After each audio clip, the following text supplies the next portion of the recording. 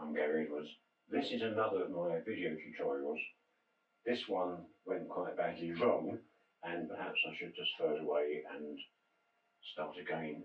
But I think that because we learn more from our mistakes than we do from our successes, it's worth showing to you anyway. Someone mentioned in the lighting forum that they haven't got room for softbox in their house or flat because of small space. And I don't quite agree with that, because I've got a softbox. You've seen me use it. If you haven't, just look at my other videos, please do. It's 1 metre diameter. It's very, very big for a very, very small space. I do manage. But I thought, that is a valid point. People do struggle for space. I know that because whenever I make these tutorials, I struggle quite a lot just to manage, and with a minimum level of equipment. But it got me thinking, do we actually need a softbox in the home studio? Well, the answer to that one is a definite yes and a definite no. If we're going to shoot something shiny and we've got to create diffused specular reflections, i.e. reflections that we can see through, as I've demonstrated a few times, then the only alternative to a softbox that actually works is a lighting silk. But that takes up a lot more space and is quite difficult to sort of physically arrange. So in those situations, yes, we need a softbox. But there are some shoots where we most definitely don't.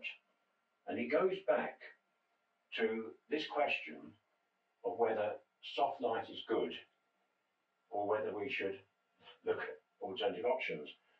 Now, sometimes soft light is good and is essential.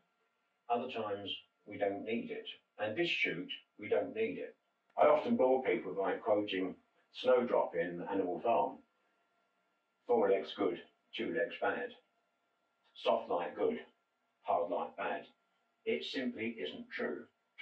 And what I've done here is, or what I've tried to do, is to photograph a subject that doesn't need a high level of softness.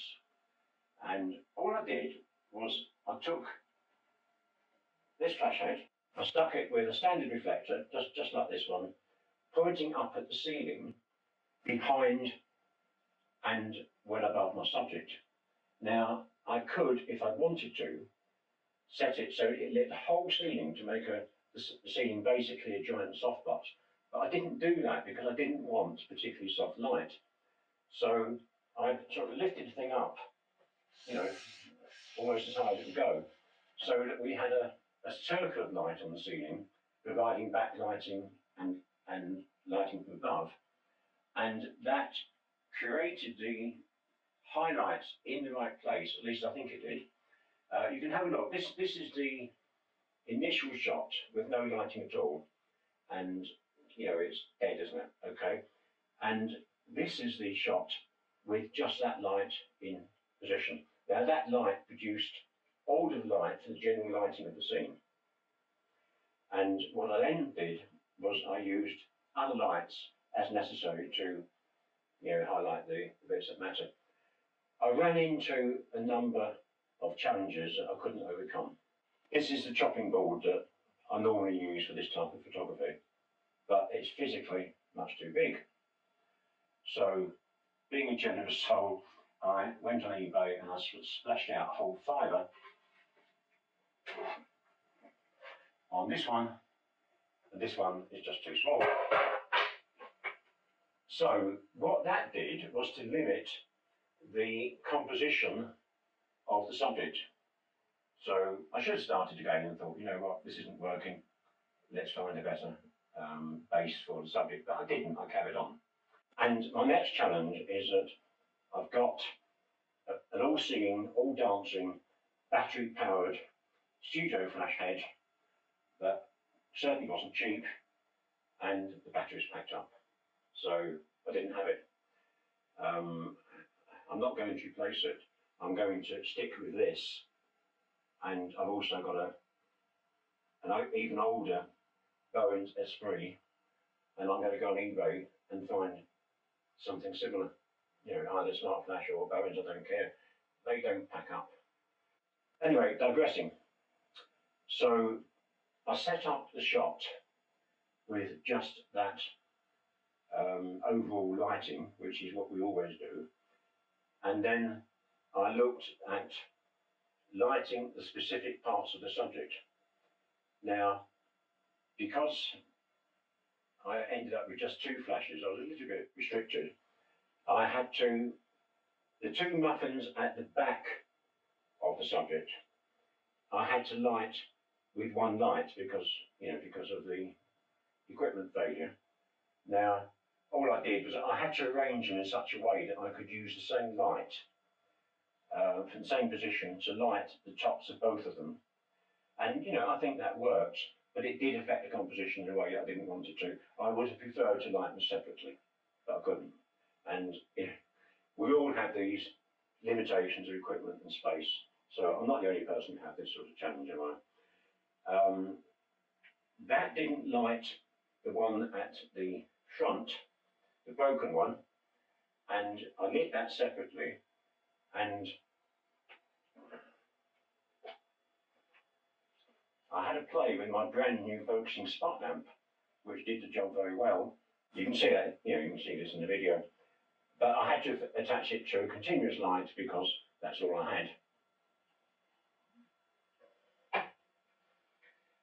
Another little bit of a challenge was that my background, which is the door behind me, wasn't wide enough, and I had to use a slightly longer length of lens to deal with the perspective distortion, and that sort of cramped the whole thing up. If I did it again, I would have used a bigger chopping board. I would have had the camera slightly higher. I would have had another flash, but it's what it is. Finally, before we get on to the nitty-gritty of it, you will see at various stages there's a little glass floating about, and it keeps getting moved because every time it was in the way, I just moved it elsewhere. I only put it on the set because I know what my memory's like. I wanted to include it in the final shot, but it's sort of moving around. Don't let that put you off. Okay, let's get on with it. And don't forget that any comments that you have, make them. Also helps if you like my videos and subscribe to my tiny video channel, because that makes them a little bit more visible. And I might get 20 views instead of 10. So please sort of take part, contribute, put your own views in, good, bad, I don't care, but just contribute. Okay, thanks. Right, you can see the general setup here, and you can see the single light I mentioned with a standard reflector very, very high up above and behind the subject, and this is what's giving this general scene lighting, as I call it, and it's fairly hard lighting because I think that suits the subject. This is a Bowen's flash with a standard reflector and a very, very tight honeycomb on it. So what I'm doing here is I've aimed that to skim just across the very top of those 2 muffins, and I did run into a bit of a problem there because I really could not put the flash where it needed to be. So you can just about see there, I've actually had to move a bit of furniture out of the way, and that bit of furniture was holding my 3rd monitor. When it comes to a choice of do you put the light somewhere that isn't quite right, or do you move a bit of furniture, the answer is you move a bit of furniture. So that skims across the top, so it's backlighting, and it skims across the top. And the other way of doing it that is more normal, really, more common, is to have the lights not coming from the side and behind like that, but directly above the subject, out of shot of course, but usually only just out of shot, and aimed specifically at each individual part of the subject. I didn't do that for 2 reasons. One of them is that it's virtually impossible to do without a boom arm, and those of us who are limited to a small studio at home haven't got room for boom arms, let alone 2 boom arms. Moving on now to lighting the broken open muffin, and we always break them, we don't cut them because it looks more natural if we break them. That light had to go more or less from the front, but that's okay because there's no obvious conflicts of lighting. People can't see that you've got lights coming from different directions. That's important. And it's aimed specifically at that brake. Now, this projector spot, I've done a review on it, and I'll link where you can find that review if you're interested in the detail. But basically, it just projects shapes from the choice of gobos, and you can put this. You can project the image exactly where you want it to be. You can be much more precise with that than you can with a honeycomb, because honeycombs, by their nature, are very irregular in shape, and you've got bits of light going where you don't want it to. With this, you can limit the light to exactly where you want. And I experimented a bit with different gobos, and it didn't really make any difference which ones I used, simply because I had them so far out of focus that they didn't create hard edges. One thing we don't want in this situation is hard edges where you say, well, you know what, he's got a light there. You can't tell that there's a light there, it's just there. And I've done it to be about, I don't know, half a stop, 3/4 of a stop brighter than the overall lighting. There's a glass of milk in this shot as well now. I decided it would be a good idea to have milk in the shot. It's a very small glass because I don't really have many glasses. Well, I've got one glass, that's it. It's a very small one. So it needed to go in front of the subject to make it bigger. And I also wanted it to be out of focus. And I also, because it's very secondary or tertiary to the subject, I didn't put any light on it. Now, in a way, it was a bit of an afterthought, and in a way, it wasn't done properly. Because if this had been a proper commercial shoot with, you know, and I was prepared to spend time and mess and resources, I wouldn't have used milk at all. We don't use milk. I would have used white emulsion paint instead. And the reason for that, very simply, is that though we think of milk as being white, in fact it's not very white at all. And it always photographs with a whole green tinge. So in the world of commercial photography, when we have milk, it's not milk, it's paint. But I didn't want to go to the trouble, and I didn't want to do something that really most people in a home studio wouldn't do anyway. I've tried to keep it as real as I can.